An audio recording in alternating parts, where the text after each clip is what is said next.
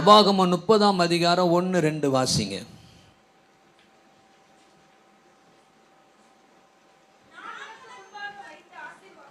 ம் ம்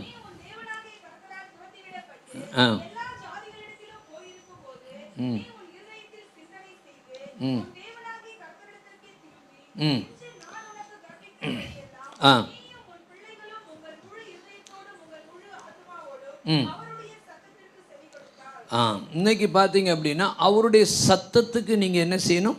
செவி கொடுக்கணும். எப்படி கொடுக்கணுமா? முழு இருதயத்தோடும் முழு ஆத்மாவோடும். இப்போ உங்கள் இருதயம் உங்கள் ஆத்மாவும் சுத்திகரிக்கப்பட்டதுனால அவருடைய சத்தத்துக்கு இப்போ இந்த இருதயம் என்ன செய்யும்? செவி கொடுக்கும். அல்லேலூயா. இப்போ நம்ம அவருடைய சத்தத்தை சில நேரத்தில் கேட்க முடியாதபடிக்கு இந்த இருதயம் மகா திருக்குள்ளதும் கேடுள்ளதுமாய் மாறி போகிறது. அல்லேலூயா. ஏன்னா சில நேரத்தில் நம்ம சபையில் வந்து உட்கார்ந்துருப்போம். கர்த்தருடைய சத்தம் தேவனுடைய பிள்ளைகள் மூலமாய் நம்மளுடைய செவிகளில் ஒலிக்க வரும்போது நம்ம பாதி இருதயத்தை அங்கே அடமானம் வச்சுட்டு வந்திருப்போம். எங்கே வச்சுருப்போம்? பாதி இருதயத்தை அங்கே அடகு வச்சுட்டு வந்துடுவோம். எங்கள் வீட்டில் இருக்கோம். அந்த வீட்டில் நம்ம வீட்டுக்காரர் என்ன செஞ்சாரோ தெரியலையே, அந்த மனுஷன் குடிச்சிட்டு வந்து என்ன பண்ணானோ தெரியலையே, பிள்ளைகள் வேறு இருக்க, அப்போ நம்ம சமையல் வேறு இப்படி பண்ணி இந்த இருதயம் பாதி எங்கேன்னு செஞ்சிடும் இருக்கும். அப்போ ஒரு மனமான சத்தத்தை நம்ம என்ன செய்ய முடியாது? கேட்க முடியாது. அந்த சத்தத்தை நம்ம தெளிவாய் கேட்கும்போது கர்த்தர் நம்மளோடு என்ன செய்வார்? பேசுவார். அதுக்கு தான் சொன்ன அந்த இருதயம் வந்து திருக்குள்ளதும் கேடுள்ளதுமானது. இதை சரி செய்கிறதுக்கு தான் சில நேரத்தில் நம்ம ஆலயத்தில் வந்து உட்கார்ந்த உடனே தேவையில்லாத காரியங்களை பேசக்கூடாது. நல்லா புரிஞ்சுக்கிடுங்க. நீங்கள் என்ன பேசுகிறீங்க அப்படிங்கிறத இந்த இடத்துல இயேசு இருந்து கேட்டுக்கிட்டே இருக்கிறாரு. நீங்கள் உணர்றீங்களோ இல்லையா தெரியாது. நீங்கள் எந்த இடத்துல இருந்தாலுமே அந்த இடத்துல இயேசு நிற்கிறார். அல்லேலூயா. ஏன்னா நமக்கு ஒரு வசனம் இருக்குது தெரியுமா? நான் உனது வலது பக்கத்திலே நிழலாக இருக்கிறேன். நீங்கள் இப்படி வலது பக்கம் திரும்பி பார்த்தா யார் இருக்கா? திரும்பி பாருங்களேன். வலது பக்கம் திரும்பினா எங்கள் அக்கா இடது பக்கம் திரும்புகிறாங்க. அப்போ இடது பக்கம் திரும்பினா பிசாசு தான் இருக்கும். அல்லேலூயா. ஆமாம். நீங்கள் பார்த்தீங்க அப்படின்னா ஒரு இடத்துல ஒரு ஐயா கிராமத்துக்குள்ளே போய் ஊழியம் செய்ய போனாராம். அந்த கிராமத்தில் ஒரு பூசாரி ஓடி வந்து, நீ என் கிராமத்துக்குள்ளே வந்து அந்நிய தெய்வத்தை குறித்து பேச வந்திருக்க, அந்த வெளிநாட்டு கடவுளை குறித்து பேச வந்திருக்கேன்னு சொல்லி அவர் பெரிய வீச்சர்வாலை தூக்கிட்டு வெட்ட வந்திருக்கிறார். எங்கள் ஊரில் வீச்சர்வா தான் ஃபேமஸ். பேப்பரில் பார்த்துருக்கீங்க. வெட்டினா தலையை தூக்கிட்டு போயிடுவாங்க. இப்போ அந்த ஊழியக்காரர் கிராமத்துக்குள்ளே போகும்போது இவர் அங்கேருந்து வீச்சர்வாலை தூக்கிட்டு வந்திருக்கிறார். உன்னை வெட்டி கொல்ல போகிறேன், எவன் தடுக்கிறான்னு பார்க்கலாம் அப்படின்னு. அப்போ இவர் தைரியமாக வந்து சிரிச்சுக்கிட்டே, எனது வலது பக்கத்தில் ஒருவர் இருக்கிறார் அப்படின்னாரு. உன் வலது பக்கத்தில் எவன்டா இருக்கா? ஒருத்தர் இல்லையே அப்படின்னாரா. இவர் திரும்பி பார்த்துட்டு, இயேசுவே நீங்கள் இருக்கீங்களா அப்படின்னாராம். அப்போ பின்னால் யார் இருக்கிறா?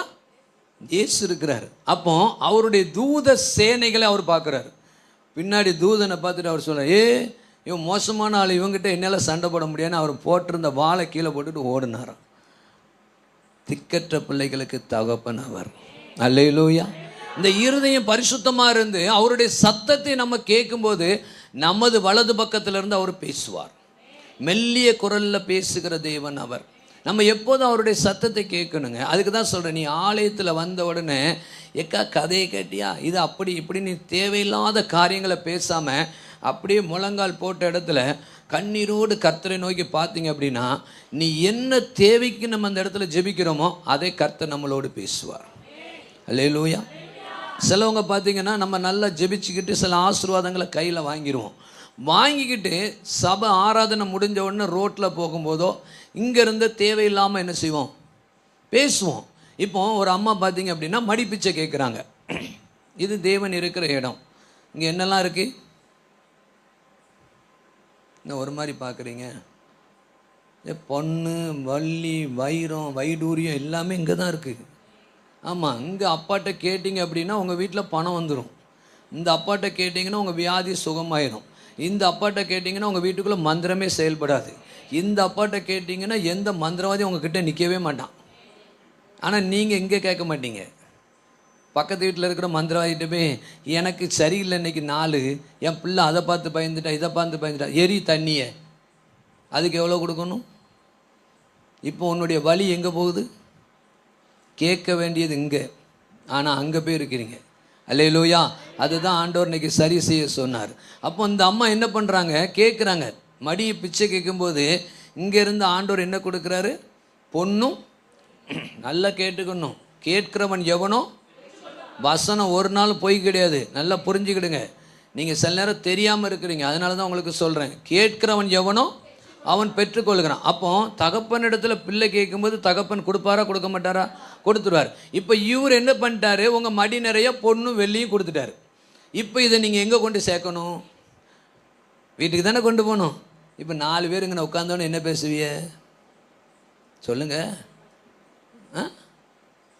உண்மையை சொல்லிட்டாங்க பார்த்தீங்களா? உண்மை கர்த்தர் உங்களை ஆசீர்வதிப்பார், நான் இல்லைன்னு சொல்லல. ஆனால் இதை பேசாமல் ஆண்டவர் என்ன சொல்கிறாரு? நீ தேவையில்லாத வார்த்தைகளை பேசி உன்னுடைய ஆசீர்வாதத்தை நீ கெடுக்காம இதை கொண்டு உன் வீட்டில் கொண்டு சேரு. அல்லேலூயா. அதான் அவருடைய சத்தத்துக்கு செவி கொடுக்காமல் போகாதபடிக்கு சில காரியங்கள் நம்மளே செஞ்சிடறோம். இங்கே நீ கேட்கும்போது ஆண்டவர் கொடுத்துட்றாரு. ஆனால் இதை எங்கே கொண்டு பண்டகசாலையில் சேர்க்கணுமோ உன் ஆசீர்வாதத்தை உன் வீட்டில் கொண்டு சேர்க்காம நீ ரோட்லேயே போட்டுட்டு போயிடுற. இதில் ஒரு சில பேர் உட்கார்ந்துருக்கிறீங்க, நல்லா ஜெபம் பண்ணுறீங்கிறீங்க, இந்த நல்லா ஜெபிக்கிறீங்க, நல்லா பாடுறீங்க, நல்லா ஜெபிக்கிறீங்க. ஆனால் இதை விட்டு வெளியில் போனவுடனே உங்கள் இருதயத்துக்குள்ளே ஆமாம் இன்றைக்கி எல்லாம் நடந்துடும் இப்படி போன அப்படின்னா இங்கே நீ முக்கிக்கிட்டே போக போக இங்கே போட்டையிலேருந்து ஒன்று ஒன்றா என்ன செய்யும் சொல்லுங்க? இது பொத்தலான பையா மாதிரி ஆசீர்வாதம் ஃபுல்லாக ரோட்டில் போகுது. இப்போ உன் ஆசீர்வாதத்தை நீ வீட்டில் கொண்டு என்ன செய்ய முடியல? சேர்க்க முடியல. அதான் ஆண்டவர் சொல்கிறாரு, நீ சரியாக இருந்தன்னா இந்த சத்தத்தை என்ன செய்ய முடியும்? கேட்க முடியும். கர்த்தரிடத்தில் அந்த சத்தத்தை நீங்கள் கேட்கும்போது தான் அந்த ஆசீர்வாதம் உங்கள் வீட்டில் சேரும். கர்த்தருடைய சத்தத்தை கேட்டோம் அப்படின்னா தான் நமக்கு நித்திய ஜீவன் கிடைக்கும். அல்லேலூயா. அவருடைய சத்தத்தை கேட்கணும். அவருடைய சத்தத்தை கேட்கக்கூடாதபடிக்கு தான் இந்த இருதயம் எப்படி இருக்கிறதா? மகா திருக்குள்ளதும் கேடு உள்ளதுமா இருக்குது. இந்த ஆத்மா ஆவி ஆத்மா என்ன செய்யணும்? கர்த்தரையே நோக்கி பார்த்துக்கணும். சங்கீதம் 23:4 வாசித்து பாருங்க. நான் மரண இருளில் வாசிங்க. ஆ ஆ ஆ ஆ போதும். 2வது இன்னொன்று வாசிங்க. யோவான் 10:11 வாசிங்க. நானே நல்ல மேய்ப்பன்.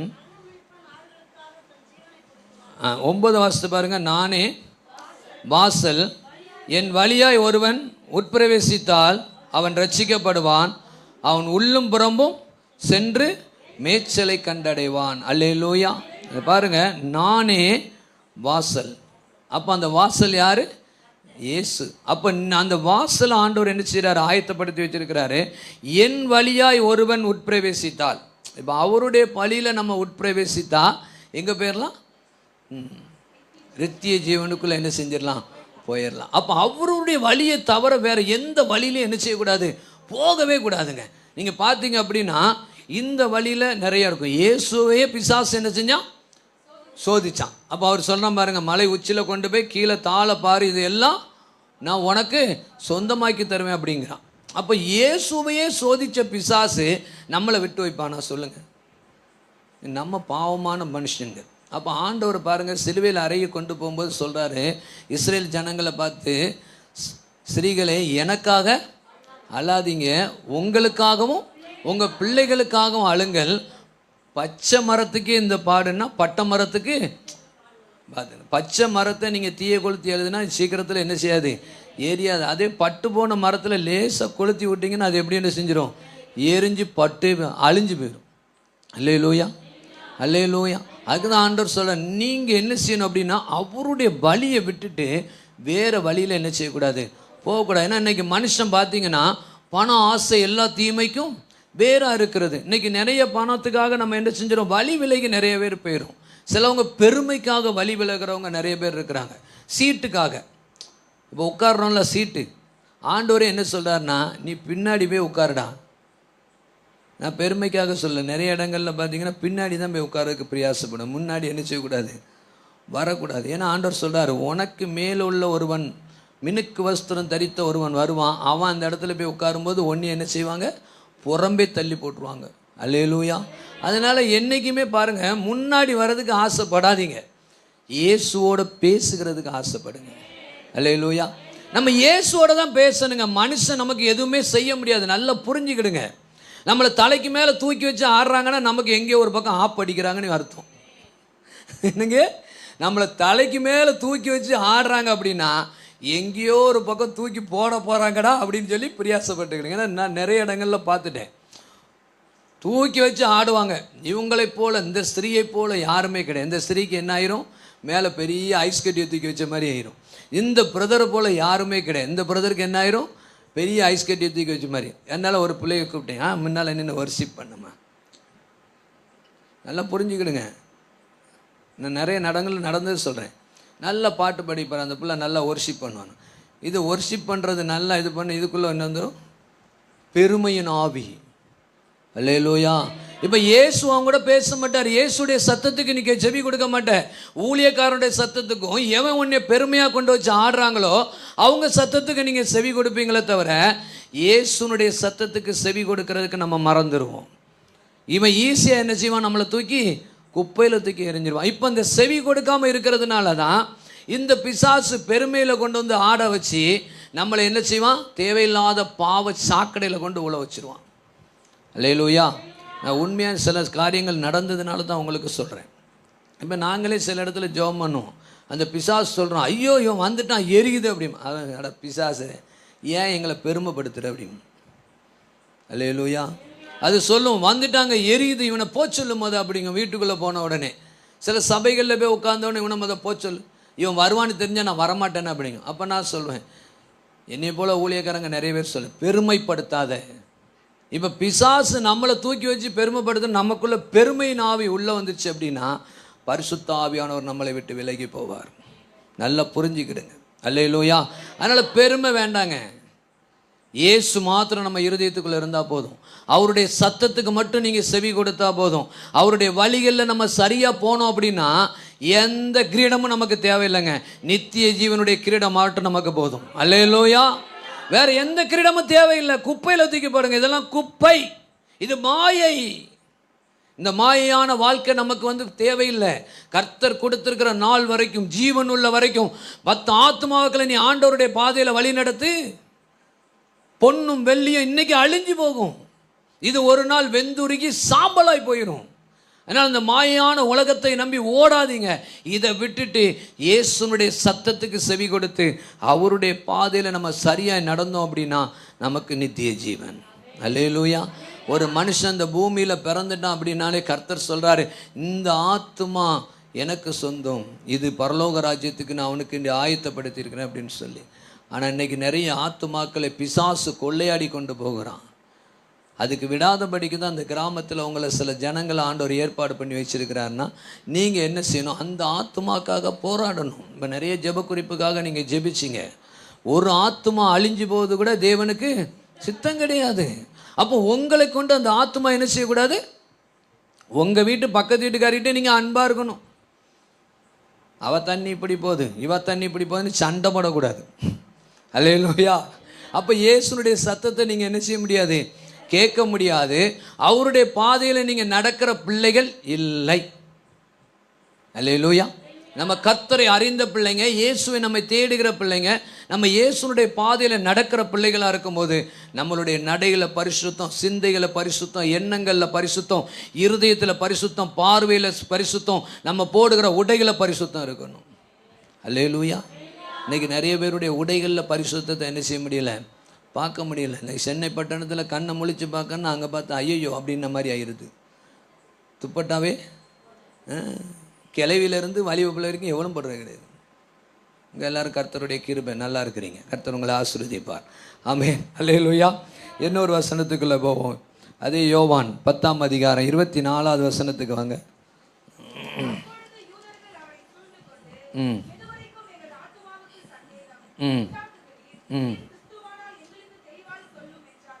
அதை விட்டுருங்க. அடுத்தால 27வது வசனத்துக்கு வாங்க. என் ஆடுகள் என் சத்தத்துக்கு செவி கொடுக்கிறது, நான் அவைகளை அறிந்திருக்கிறேன், அவைகள் எனக்கு பின் செல்கிறது, நான் அவைகளுக்கு நித்திய ஜீவனை கொடுப்பேன், அவைகள் ஒரு காலமும் கெட்டுப்போவதில்லை, ஒருவனும் அவைகளை என் கையிலிருந்து பறித்து கொள்வதில்லை.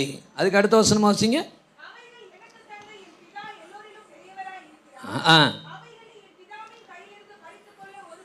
கூடாது. அல்லேலூயா. நானும் பிதாவும் ஒன்றாக இருக்கிறோம் என்கிறார். பாருங்க, நம்ம அவருடைய கையில் இருக்கும்போது நம்மளை பறித்து கொண்டு போகிறதுக்கு யாருக்குமே அதிகாரம் கிடையாதுங்க. ஆனால் அது நமக்கு என்ன செய்கிறதில்ல, தெரிகிறதே இல்லை. இப்போது உங்கள் ஃபேமிலியாக நீங்கள் உட்காந்துருக்கிறீங்க வைங்களேன், 5 பேர் இருக்கிறீங்க, ஒரு குடும்பத்தில் 5 பேர் இருக்கு. நீங்கள் 5 பேரும் ஒரே இடத்துல இருக்கும்போது உங்களை யாராவது களவாடி கொண்டு போக முடியுமா? முடியாதா? முடியாதுல்ல. அப்புறம் ஏக்கு நீங்கள் இயேசுக்குள்ளே உட்காந்துக்கிட்டு எனக்கு அவன் மந்திரம் பண்ணிட்டான், இவன் மந்திரம் பண்ணிட்டான், இவன் சூனியம் பண்ணிட்டான், இவன் ஏவி விட்டுட்டான், எனக்கு அப்படி வந்துட்டு இப்படி வந்துட்டு ஏன் புலம்புறீங்க? சொல்லுங்க, தப்பு தானே? இஸ்ரவேலுக்கு விரோதமான, யாக்கோப்புக்கு விரோதமான. அப்போ நீ இயேசுனுடைய கைக்குள்ளே இருக்கும்போது உன்னை களவாடி கொண்டு போகிறதுக்கு யாருக்குமே அதிகாரம் இல்லைங்க. அதுக்கு தான் சொன்ன, இந்த பாத்திரம் சுத்தமாக இருந்தது அப்படின்னா, அவருடைய பாதையில் நம்ம கரெக்டாக போனோம் அப்படின்னா, நமக்கு விரோதமாய் எந்த எழும்புகிற எந்த ஆயுதமும் வாய்க்காமே போயிடும். விடுதலை வந்துருச்சுங்க. ஆனால் நம்ம தான் என்ன செய்யலை, நம்பிக்கை இல்லை. எங்கள் அக்கா என்ன நினச்சிட்டுருங்க, இவர் சொல்கிறாரு ஏதோ நேரம் சொல்லிட்டு போகிறாரு, நேரம் போகலன்னு. அல்ல, கண்டிப்பாக சொல்கிறேன். நான் பாடுகள்லையும் உபத்திரத்துலையும் இருந்து வெளியில் வந்த மனுஷன், நிந்தனைகள்லையும் அவமானங்கள்லேருந்து வெளியில் வந்த மனுஷன், பயங்கரமான சூனியக்கட்டிலேருந்து வெளியில் வந்த மனுஷன். என்னைக்கு இயேசுவை பற்றி பிடித்து ஜெபிக்க ஆரம்பித்தனோ, என்னைக்கு இயேசுவை என்னுடைய சொந்த இரட்சகராக நான் ஏற்றுக்கொண்டனோ, என்னைக்கு இயேசுவை என்னுடைய தகப்பனாக நான் ஏற்றுக்கொண்டனோ, அன்னையிலிருந்து எந்த பிசாசு என் மேலே கை போடுகிறதுக்கு அதிகாரம் இயேசு கொடுக்கல. இதே மாதிரி ஒரு கிராமம் பார்த்தீங்க அப்படின்னா, நுங்கம்பாக்கம்னு சொல்லி கேள்விப்பட்டிருப்பீங்க. நீங்கள் பார்த்துருக்கீங்களா நம்ம தெரியாது. திருவள்ளூர் பக்கத்தில் நுங்கம்பாக்கம் அப்படின்னு சொல்லி ஒரு கிராமம் இருக்குது. இதே போல் அங்கேயும் ஒரு சபை கட்டியிருந்தாங்க. அந்த சபையில் ஜெபம் பண்ணிட்டு உட்கார்ந்து இருந்திருக்கிறேன். மொத்தத்தில் உட்கார்ந்தவங்க ஒரு 50 பேர் தான் இருந்தாங்க. ப்ரேயர் பண்ணி முடித்து எல்லாருக்கும் ஜெபிக்கும்போது நிறைய சத்துருக்கள் ஆடி எல்லாம் ஓட ஆரம்பிச்சுது. 1-2 ஊழ விட ஆரம்பிச்சது, 1-2 அலற ஆரம்பிச்சது, 1-2 காளியாத்தா மாரியாத்தாலாம் ஆடினாங்க. எல்லாரும் ஆடி முடித்தாங்க. முடிச்சு எல்லாம் போனதுக்கப்புறம் பார்த்தீங்க அப்படின்னா, அங்கே இருக்கிற பூசாரி, குறி சொல்கிறவங்க, மந்திரவாதிகள், நிறைய பெண்கள், குறிமேடை வச்சிருக்கிற பெண்கள், குறிமேடை வச்சிருக்கிற ஆண்கள் எல்லாரும் சபைக்கு வந்தாங்க. வந்து ஒவ்வொருத்தராக நின்று பார்த்துக்கிட்டே இருக்கிறாங்க. பார்த்துட்டு அதில் ஒரு சில ஆட்கள் உட்காந்து என் கூட பக்கத்தில் உட்காந்துருக்கிறாங்க. நான் ஆண்டவருடைய நாமத்தினால ஒவ்வொரு சத்துருக்களையும் துரத்திக்கிட்டே இருக்கிறேன். இவர் கடைசியாக இருந்த வரைக்கும் பார்த்துட்டு, காலையில் ஆரம்பிக்கப்பட்ட ப்ரேயரு சாயங்காலம் 7 மணிக்கு சர்ச்சை விட்டு வெளியில் கிளம்புறதுக்கு ஆயத்தமாக இருக்கிறேன். அது வரைக்கும் இந்த பூசாரி என் கூட உட்காந்துருக்காரு. கடைசியில் கேட்குறாரு, இவ்வளோ பேயை துரத்துனிய, ஒரு பேயும் உன்னை ஒன்றும் செய்யாது அப்படின்னார். நான் சொன்னேன், நான் துரத்தலை. ஆனால் என்னோட இருக்கிறாரு பாருங்க, என் வலது பக்கத்தில் நிழலாக இருக்கிற அந்த இயேசு கிறிஸ்து தான் அவ்வளோ பேரையும் துரத்தினார் அப்படின்னு. அவர் ஒன்றுமே பேச முடியாமல் அப்படியே சரண்டர் ஆகிட்டார். நான் யார் தெரியுமான்னார். உன் கூட வந்திருக்கிறவர் யாருன்னு தெரியும் அண்ணா, ரோட்டில் நிற்கி பாருங்கள், இந்த ஆவியை நான் துரத்தவா, என்ன இங்கே இழுக்கவா, விரட்டவா அப்படின்னு. அது முடியுமா அப்படின்னாரு. இயேசுவால் முடியும் அப்படின்னு. இயேசுவால் முடியும். நீங்கள் வழிபடுகிறது அந்த அன்னைக்கு இதை என்ன செய்யணும் அப்படி. அவர் ஒரே வார்த்தை சொன்னார், நான் இயேசுவை நம்புகிறேன், எங்களை விட்டு நான் போகிறேன் அப்படின்னாரு. அல்லேலூயா. அப்போ இயேசுனுடைய பாதையில் நம்ம நடந்து போகும்போது, அவருடைய கைக்குள்ளே நம்ம அடங்கி இருக்கும்போது, அவருடைய சத்தத்துக்கு நம்ம செவி கொடுக்கும்போது, அவரை விட்டு நம்மளை பிரிக்கிறதுக்கு யாருக்கும் அதிகாரம் இல்லை. அவரிடத்துலேருந்து எடுக்க முடியாது நம்மளை. ஆனால் நம்ம இன்னைக்கு அது தெரியாமல் தான் நம்ம பயந்து இந்த வேதத்துக்கு புறம்பாகவும் அவருடைய சத்தியத்துக்கு கீழ்ப்படியாமவும் வழி விலகி போகிறதுனால தான் நம்ம மாட்டிக்கிடுறோம். உண்மையா இல்லையா? இப்போ ரோட்டில் நீங்கள் போயிட்டுருக்கிறீங்க, ரெட் சிக்னல் போட்டுடுச்சு. போனால் என்ன செய்வாங்க சொல்லுங்கள்? பிடிச்சி வச்சு ஃபைன் போடுவாங்க. 1000 ரூபா ஃபைன் கொடுப்பா கேட்பாங்களா இல்லையா?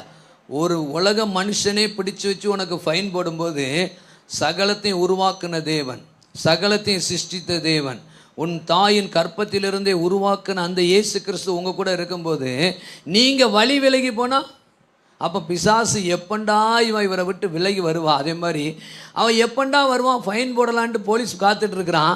இதே போல் இந்த பிசாசு எப்போ இயேசுவை விட்டு இவன் லேசாக விலகி வருவான், இந்த பாதையிலேருந்து எப்போ இவன் லேசாக விலகுவான், இவனை வஞ்சித்து கொண்டு போய் நம்ம பக்கம் சேர்க்கலான்னு சொல்லி இன்றைக்கி பாவ சேற்றில் சிக்குண்டு போகிறதுக்காக இன்றைக்கி ஒவ்வொருவரையும் பிசாசு என்ன செய்கிறான், வலை வீசி தேடி கொண்டு இருக்கிறான்.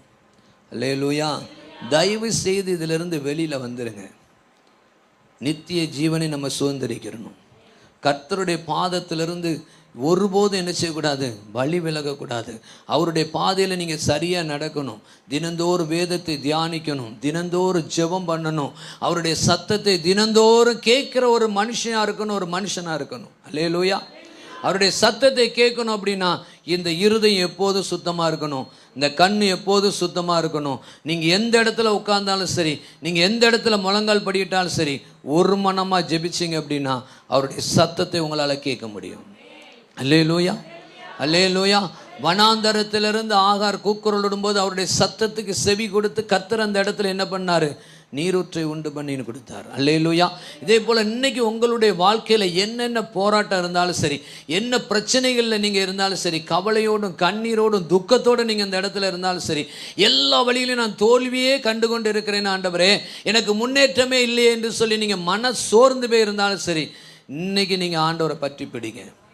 இயேசுவே, என் வழியில் ஒரு ஆசீர்வாதம் வேணும், என் வழியில் ஒரு விடுதலை எனக்கு வேணும், என் வாழ்க்கையில் ஒரு சமாதானம் வேணும், என் வாழ்க்கையில் ஒரு சந்தோஷம் வேணும் அப்படின்னு சொல்லி நீங்கள் ஜெபிச்சிங்க அப்படின்னா கர்த்தர் கண்டிப்பாக உங்கள் வழிகளை ஆயத்தப்படுத்தி கொடுப்பார். ஆனால் நீங்கள் மறுபடியும் அவருடைய வழியை விட்டு என்ன செய்யக்கூடாது, விலகி போகக்கூடாது. அப்படி இருக்கிற இடத்துல எழுந்து நின்று கர்த்தரை நோக்கி பார்க்க போகிறோம். என்னடா இன்னும் ரொம்ப நேரம் பேசணும்னு எதிர்பார்க்குறீங்களோ? ஐயா சொன்ன டைம் சரியாயிடுச்சு. கர்த்தருடைய வார்த்தையை கேட்கும்போது நேரம் போனதே தெரியல. என்ன இப்போ இன்னும் நேரம் போகிறதே தெரியாது, என்ன இருக்குது, இனிமேல் தான் நம்ம கர்த்தரை உள்ளே கொண்டு வர போகிறீங்க.